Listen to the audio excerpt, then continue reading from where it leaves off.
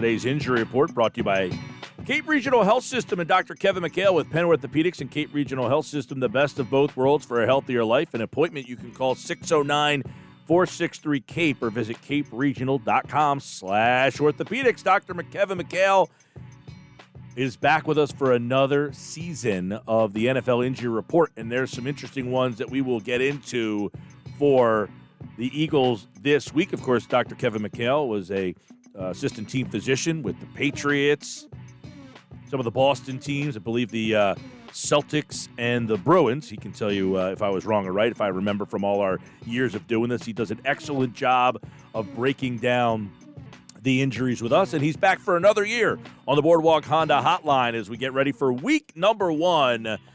Doc, welcome back. Hey, thanks, guys. I'm excited to be back. Fun to be talking about football in this crazy year.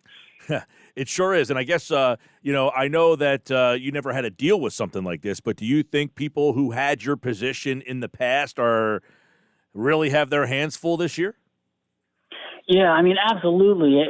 Obviously as a whole country and the medical community, we're constantly growing and learning from, what this epidemic is and how it's affecting everyone. So with guidelines constantly changing and updating as more and more information comes out, they have to be very versatile and ready to adapt as these things continue to change. And ultimately their goal is just to keep the players safe. And it's a very, very challenging time for everybody. And I can only imagine at the pro level as well. Yes, it should be very interesting to see what happens here. Now, they were being very vague with the injuries to start the season off. Now, today the injury report did come out, and it did clear some things up a little bit, which we are happy for when we talked to you. One we did know was starting left tackle Andre Dillard, torn biceps. And I would imagine this is a season-ending. They did put him on the season-ending list, but, what kind of future outlook does it look like for a guy toward biceps? Yeah, so actually, this is the opposite end of the spectrum of what we talked about with Jason Peters last year. Your biceps obviously attaches from your shoulder to your elbow. And at the shoulder level, that biceps tendon splits into two tendons. And when Peters injured the one, he was able to play through it, like other athletes like John Elway and stuff like that in the past. But when you injure at the elbow, those tendons come together, and once that's ruptured, it can really compromise strength of the elbow. It's about 30 to 40% loss of elbow strength. So obviously at a pro level, that's not something that's sustainable. So he's going to get that surgically repaired. Ultimately, he should be able to get back to a full level of play. The problem is once you get that repaired, as you can imagine, you need to let that tendon heal back down to the bone in the forearm and then gradually start strengthening once it's healed. So typically it is a season-ending injury. It should not affect him too much long-term. He should be okay once it's healed. But unfortunately, it does not look like he's going to be with the Eagles this season. Yeah, I was going to say, what does, in the future, is that something that could affect his, development? So actually, these types of injuries, once it's healed, they do pretty well.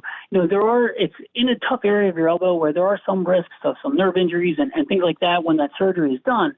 But obviously the surgeons are adept at this type of surgery, and they know what to do to protect these nerves and major blood vessels at the time of the surgery. But once it's adequately healed, and as long as it's given enough time for it to completely mature and heal and he gets adequate strength, he should be okay, and it really shouldn't affect his performance long term. He's just making sure he regains his painless range of motion and make sure that he builds up his strength so it's equal to the contralateral side before he gets his opposite arm before he gets back to playing. All right, Jalen Reagor, first-round pick. There was, he suffered a slight tear in his labrum back on August 30th. Now, it did not require surgery. The news today, Doc, was that he practiced in full. Is that surprising? Because initially it looked like he was not going to be ready for the start of the season from that August 30th injury. So a slight tear in the labrum, no surgery required. Is this a pain threshold? This one, do you anticipate, and are you surprised that he practiced full and could play Sunday? So I have good and bad news about this one. So the first thing, I'm not necessarily surprised that he's on this quick of a path to playing. So when you have shoulder instability, that ball can sift out of the socket joint, whether it completely dislocates and someone has to pop it back in for them, or it just shifts out and pops back in. You can tear that little labrum, which is a cartilage rim that goes around the socket that gives that shoulder stability. Now, the good news is that typically this can go on to heal, and players can rebound pretty quickly because they can strengthen all those muscles around the shoulder to give their shoulder dynamic stability to get back to play pretty quickly. Sometimes the timeline's as quick as 1-2 weeks, usually up to maybe 3 to 4 weeks, depending. The catch is that there's a much higher risk of redislocation or recurrent instability of that shoulder down the line. Almost about half of NFL athletes that return to play after a shoulder dislocation can redislocate their shoulder that year. And that's where the problem lies. So if you get some adequate rehab, they have him in a shoulder strap right now in practice. He may be wearing that. The way those work is it limits their shoulder mobility to try to stop it from getting to a position where it can become unstable again. Obviously, a little bit difficult for a wide receiver to catch a ball over their head if it's kind of limiting their shoulder motion. That being said, if he's able to get back to play, he may be able to feel pretty good and get back and play at a high level. The real question is going to be if his shoulder is going to redislocate or if that labral tear is going to get worse. Be very interesting to see if he's active on game day. He did practice full today, so that's some good news there and a good breakdown by you, Dr. Kevin McHale. Let's go to Alshon Jeffery. We did talk about him last year. You were on with us about the Liz Frank surgery. We've talked about this injury a few times over our years together, but people hear that. They don't really know what it is. But I guess more importantly, they did not put him on the PUP list, which means they think he'll be ready to play within 7 weeks. He did this in December. So this is a pretty quick time frame.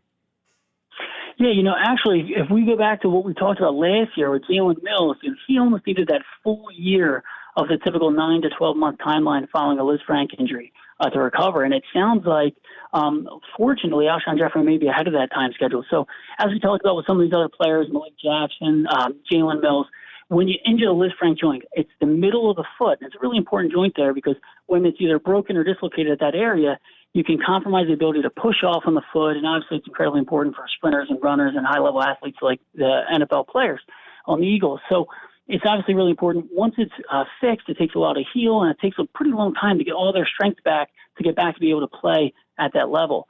Now, it does seem like Alshon Jeffery is moving at a little bit of a faster rate as Jalen Mills. Obviously, they didn't place him on the PUP list like they did for Mills, who had a surgery even earlier than Jeffery did in the season, his season 2 years ago.